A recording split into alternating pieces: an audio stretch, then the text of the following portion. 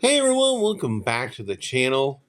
And in this video, I'm going to be talking about the Chuck Norris 80s movie marathon that I completed about 5 days ago.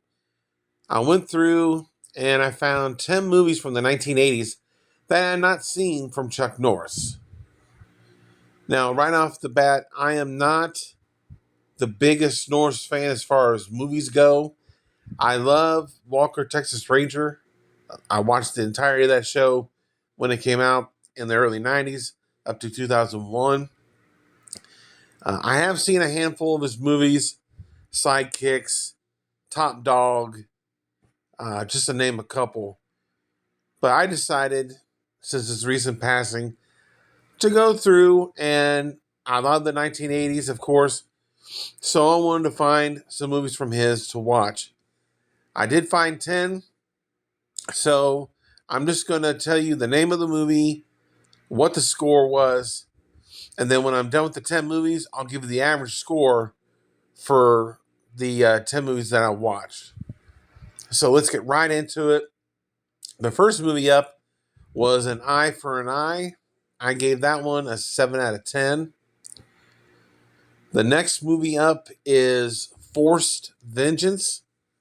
I gave that one a 5 out of 10. The the acting was really bad in that movie, and there's a scene where a victim is breathing.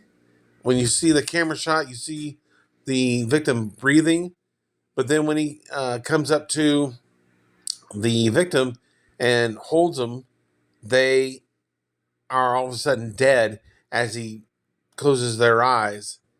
And I don't know. That was a really bad moment in the movie. Next up, we have Invasion USA. I gave that one an 8 out of 10. Absolutely loved it. All the guns and action scenes and fight scenes were really good in this movie. I highly recommend you watch that one. Next up is Silent Rage. Now, this one is like a horror slasher action movie. And I gave this one a 7 out of 10. You got bikers, babes, everything you need in this movie. Next up, my favorite movie of the 10 is Lone Wolf McQuade. I gave this one a 9 out of 10, like I said. And I noticed two female actresses right off the bat. Dana Kimmel, who played Chris in Friday the 13th, Part 3, was in it. And she played the daughter to Norris's character.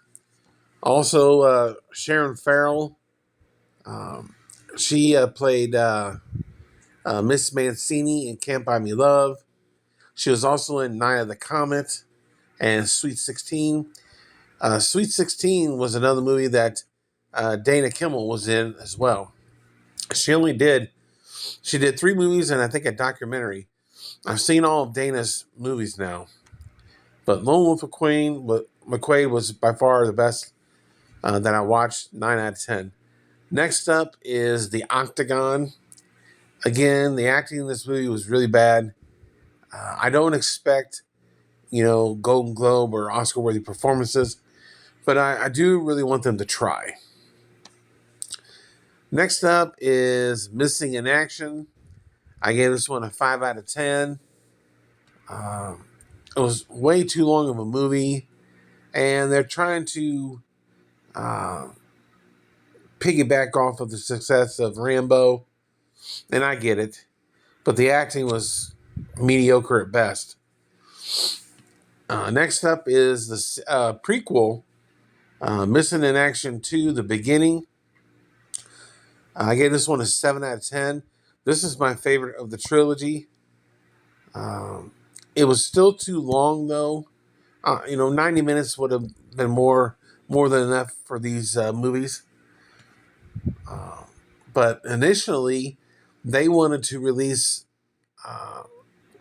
Mission in Action Part 2 first, but the studio decided against it.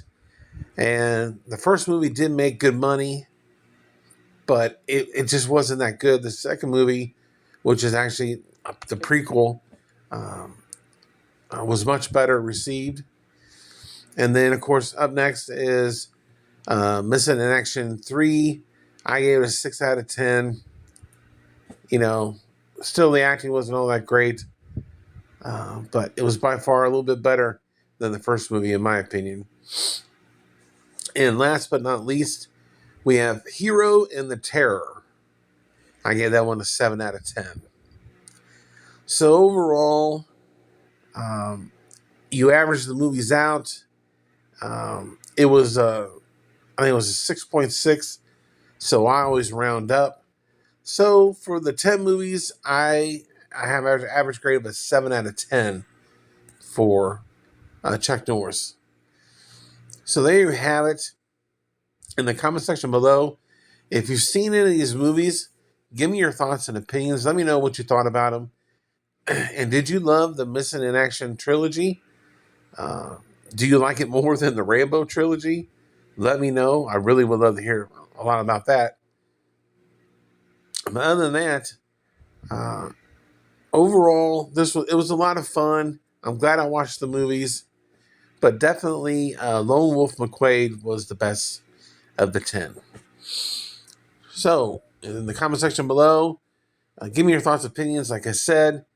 And if there's any more movies from the 1980s that I might have missed of Chuck's, let me know in the comment section below. But if you're new to the channel, don't forget to hit that subscribe button, hit the notification bell, and if you like this review of his movies, give me a big old thumbs up. But stay tuned for many more movie reviews coming up. I'm going to be reviewing the movie Body Cam. Then I have 2 movies from the early 1980s. I have Midnight Madness and Joysticks. But thanks for watching. I'll see you in the next one.